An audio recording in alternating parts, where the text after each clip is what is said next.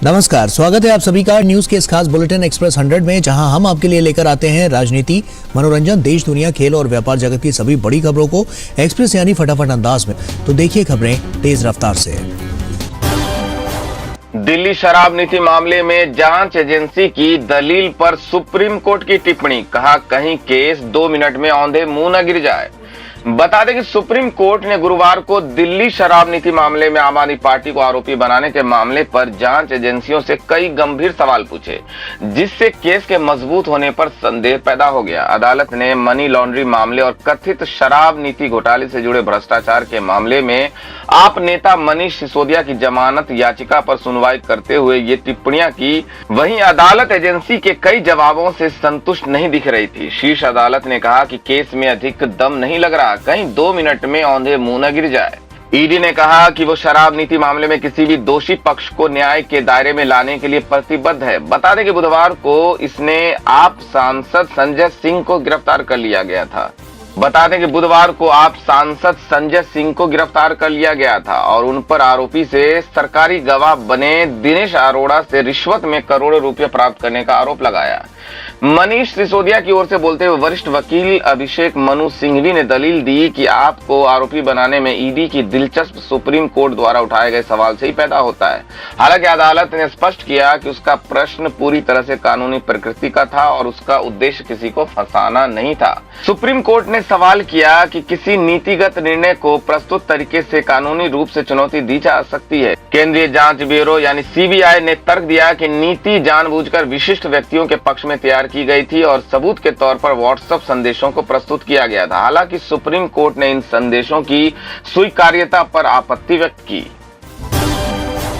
लोकसभा चुनाव से पहले बीजेपी को बड़ा झटका, एनडीए से अलग हुई ये पार्टी, कहा हम अब उनके साथ नहीं। बता दें कि 2024 में होने वाले देश के लोकसभा चुनाव में अब कुछ ही महीने का वक्त बचा है और इसके साथ ही सत्ताधारी एनडीए और विपक्षी गठबंधन इंडिया के बीच किलेबंदी होने लगी है। लेकिन इसी बीच एनडीए को दक्षिण भारत में एआईएडीएमके के बाद एक और झटका लगा है। दरअसल जनसेना पार्टी के प्रमुख पवन कल्याण ने ऐलान कर दिया है कि वो टीडीपी के साथ हैं और इसीलिए एनडीए से अलग हो रहे हैं। पवन कल्याण ने एनडीए छोड़ने का ऐलान करते हुए बताया, तेलुगु देशम पार्टी का समर्थन करने के लिए मैं एनडीए से अलग हुआ हूं। टीडीपी एक मजबूत पार्टी है और प्रदेश के विकास के लिए आंध्र प्रदेश को टीडीपी सरकार की जरूरत है। टीडीपी आज संघर्ष कर रही है और इस लड़ाई में हम उनके साथ हैं। इन हालातों में टीडीपी को जन सैनिकों की जरूरत है और हमारा पूरा समर्थन उनके साथ है। टीडीपी और जन सेना अगर हाथ मिलाते हैं तो आंध्र प्रदेश से वाईएसआर कांग्रेस पार्टी का सफाया हो जाएगा। एक सर्वे में हुआ बड़ा खुलासा, नरेंद्र मोदी या राहुल गांधी है मुस्लिम मतदाताओं के लिए पीएम पद की पसंद।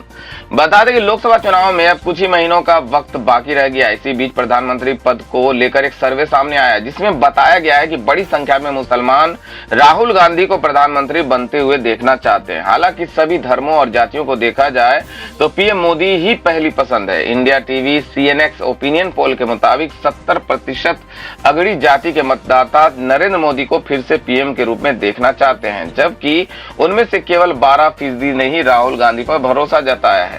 अन्य नेताओं की बात करें तो अगड़ी जाति में सिर्फ 6% लोग ही अरविंद केजरीवाल को पीएम पद की पहली पसंद मानते हैं, जबकि 4% ने ममता बनर्जी को चुना। इस सर्वे में सबसे खराब हालत नीतीश कुमार की रही, उनको सिर्फ 1% लोगों ने ही अपना पसंद माना। मुस्लिम मतदाताओं की बात करें तो 54% ने राहुल गांधी को अपनी पहली पसंद माना। इसके बाद दूसरे नंबर पर केजरीवाल है, उनके नाम पर 14% ने सहमति जताई। वहीं अखिलेश यादव को 8 और पीएम मोदी को सिर्फ 3% लोगों ने चुना।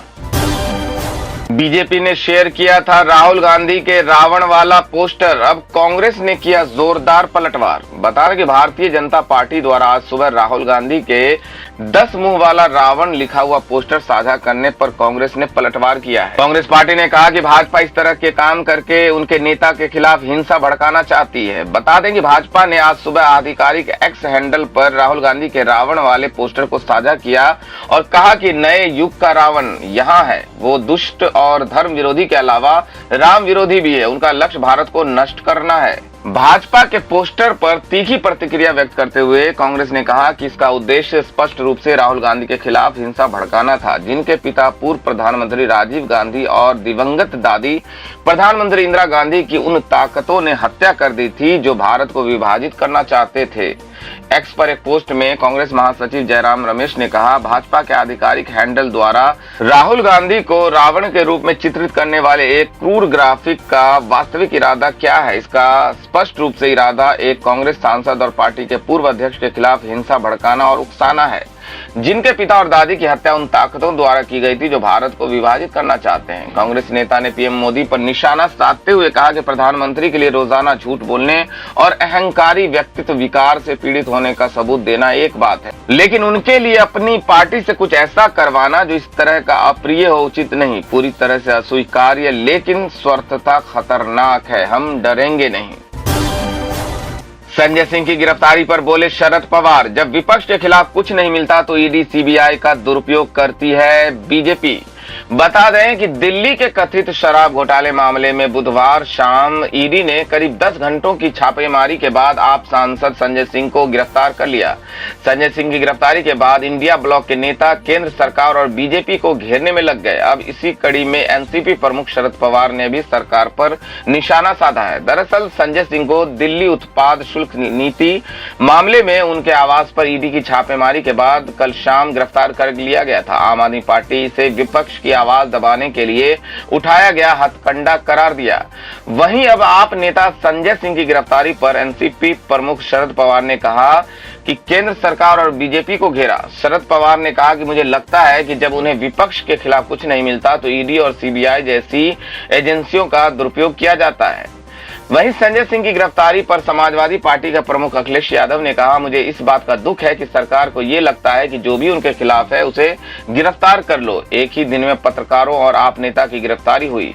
भाजपा ये समझ ले कि इस बार 100 करोड़ लोग उनके खिलाफ हैं। इस बार इंडिया इसी भाजपा का सफाया करेगी। ईडीआई, सीबीआई और आईटी इनके संगठन के हिस्से हैं, इसलिए घबराने की कोई जरूरत नहीं। इससे पहले आप सांसद संजय सिंह को दिल्ली के राउज एवेन्यू कोर्ट में लाया गया, जहां कोर्ट के अंदर जाते हुए संजय सिंह ने पीएम मोदी के खिलाफ नारेबाजी की। संजय सिंह ने नारे लगाते हुए कहा कि ये अन्याय है मोदी जी का, हारेंगे मोदी जी चुनाव हार रहे हैं इसलिए ऐसा कर रहे हैं। देश भर में आम आदमी पार्टी के कार्यकर्ता संजय सिंह की गिरफ्तारी के बाद प्रदर्शन कर रहे हैं। चंडीगढ़ में पुलिस ने प्रदर्शनकारियों को हटाने के लिए वाटर कैनन का इस्तेमाल किया। खालिस्तानियों पर भारत की सख्ती, विरोध प्रदर्शन पर विदेश मंत्रालय का ब्रिटेन को जवाब। बता दें कि देश में और देश के बाहर विदेशों में, खास तौर पर ब्रिटेन और कनाडा में खालिस्तानी समर्थक फिर से सिर उठा रहे हैं। लंदन में बीते कुछ दिनों से लगातार भारतीय उच्चायोग के बाहर खालिस्तानी समर्थक इकट्ठे होकर भारत के विरोध में रैली निकाल रहे हैं। इसी कड़ी में भारत ने खालिस्तानियों के प्रदर्शनों को लेकर सख्त रुख अपनाया है। बता दें कि भारत ने ब्रिटेन के अधिकारियों के साथ वहां राजनयिकों और परिसरों की सुरक्षा के संबंध में अपनी आवाज उठाई है। विदेश मंत्रालय के प्रवक्ता अरिंदम बागची ने गुरुवार को बताया कि भारत ने ब्रिटेन के अधिकारियों के साथ राजनयिकों और परिसरों की सुरक्षा के संबंध में अपनी चिंताओं को जताया। प्रवक्ता अरिंदम बागची ने कहा कि नई दिल्ली राजनयिकों और परिसरों और वहां के लोगों से संबंधित अन्य तत्वों के सुरक्षा के संबंध में चिंताओं को उठाती रही है, जो भारत में सुरक्षा या न्याय प्रणालियों द्वारा वांछित है। उन्होंने कहा कि ब्रिटेन में 2 अक्टूबर को एक विरोध प्रदर्शन हुआ था और हमने राजनयिकों और परिसरों की सुरक्षा पर अपनी चिंताओं के बारे में ब्रिटिश अधिकारियों को बताया। सट्टेबाजी ऐप मामले में ईडी ने रणवीर कपूर के बाद हुमा कुरैशी, हिना खान और कपिल शर्मा को किया तलब। बता दें कि ऑनलाइन सट्टेबाजी ऐप मामले की जांच के सिलसिले में प्रवर्तन निदेशालय ईडी ने अभिनेत्री हुमा कुरैशी, हिना खान और कॉमेडियन कपिल शर्मा को तलब किया है। जांच एजेंसी ने हुमा कुरैशी और हिना खान को ऐप के कथित प्रचार के लिए और कपिल शर्मा को पिछले सितंबर में दुबई में महादेव बुक ऐप की सफलता पार्टी में भाग लेने के लिए तलब किया है। इस बीच गुरुवार को रणवीर कपूर को इसी मामले में ईडी ने तलब किया था। रणवीर कपूर ने इसलिए केंद्रीय जांच एजेंसी से व्यक्तिगत रूप से पेश होने के लिए और समय मांगा है। प्रवर्तन निदेशालय को अभी ये तय करना है कि वो अभिनेता को 2 सप्ताह का समय देगा या नहीं। बता दें कि Mahadev book online betting app मामले में रणवीर कपूर की मुश्किलें बढ़ गई है। दरअसल ईडी ने उन्हें सम्मन भेजा है और एक्टर पर आरोप है कि वो महादेव ऐप को प्रमोट करते हैं। एक तरफ जहां रणवीर कपूर अपनी अपकमिंग फिल्म एनिमल को लेकर सुर्खियों में छाए हुए हैं, लेकिन वो अब ऑनलाइन गेमिंग ऐप के चक्कर में फंस गए। दरअसल ईडी सट्टेबाजी के मामले में सख्त हो गई है और कुछ सेलेब्स को उन्होंने सम्मन भेजना शुरू कर दिया है। इस लिस्ट में पहला नाम रणवीर कपूर का आया है। रणवीर कपूर महादेव बेटिंग ऐप को प्रमोट किया था, जिसके लिए उन्हें भुगतान किया गया, लेकिन ये कमाई एक तरीके से अपराध की कमाई है, इसलिए ईडी ने उनके खिलाफ सख्त कदम उठाए। चंद्रयान 3 को लेकर बड़ी खबर। चांद पर अमर हो गए विक्रम प्रज्ञान, स्लीप मोड के बाद नहीं हुए एक्टिव।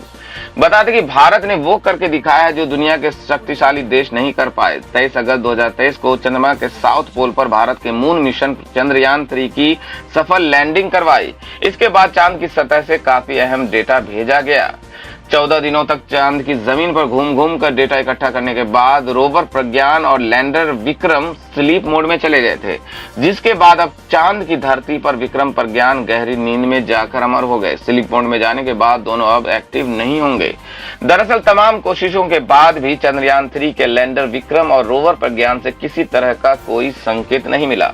बार बार सिग्नल भेजने के बावजूद विक्रम और प्रज्ञान की ओर से कोई रिटर्न सिग्नल नहीं आया। भारतीय अंतरिक्ष अनुसंधान संगठन इसरो को उम्मीद थी कि चंद्र सूर्योदय से लैंडर और रोवर फिर से सक्रिय हो जाएंगे, लेकिन उन्हें जगाने के प्रयास अब तक असफल रहे हैं। हालांकि चंद्रयान मिशन के तहत विक्रम लैंडर और प्रज्ञान रोवर अपना काम कर चुके हैं। ऐसे में उनका स्लीप मोड न उठना किसी तरह की चिंताजनक बात नहीं है। केंद्रीय मंत्री नितिन गडकरी का बड़ा दावा, कहा 2027 तक चीन को हराकर दुनिया का नंबर 1 ऑटोमोबाइल निर्माता बनेगा भारत। केंद्रीय सड़क परिवहन और राजमार्ग मंत्री नितिन गडकरी ने पराग में 27वीं वर्ल्ड रोड कांग्रेस के कार्यक्रम में कहा कि भारत 2027 तक चीन को हराकर दुनिया का नंबर 1 ऑटोमोबाइल निर्माता बनने का लक्ष्य रखा है। अपने संबोधन के दौरान नितिन गडकरी ने कहा कि देश ने अगले 3-4 वर्षों में दुनिया का सबसे बड़ा ऑटोमोबाइल बाजार बनने का लक्ष्य रखा है। उन्होंने बताया कि आने वाले 2-3 महीने में दिल्ली में एक अर्बन एक्सटेंशन रोड 2 के एक रिंग रोड का उद्घाटन किया जाएगा। इस रोड के शुरू होने के बाद दिल्ली एयरपोर्ट जाने में लगने वाला समय काफी कम हो जाएगा। इससे लोगों को ट्रैफिक से काफी हद तक निजात मिल जाएगी। इसके अलावा नितिन गडकरी ने कहा, इस बात पर भी प्रकाश डाला कि भारतीय ऑटोमोबाइल बाजार कई गुना बढ़ गया है और 9 साल पहले 4.5 लाख करोड़ रुपए से बढ़कर 12.5 लाख करोड़ रुपए के आकार तक पहुंच गया है। दरअसल पिछले साल भारत जापान को पछाड़कर अमेरिका और चीन के बाद दुनिया का तीसरा सबसे बड़ा ऑटोमोबाइल बाजार बन गया था।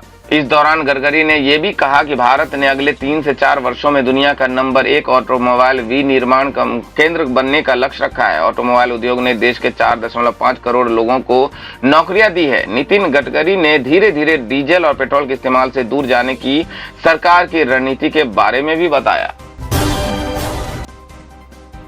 तो दोस्तों, ये थी अब तक की सभी बड़ी खबरों की अपडेट्स। टुडे ब्रेकिंग न्यूज और लेटेस्ट खबरों को देखने के लिए हमारे चैनल को सब्सक्राइब जरूर कर लें। वीडियो को लाइक और शेयर भी जरूर कर दें। वीडियो देखने के लिए बहुत बहुत धन्यवाद।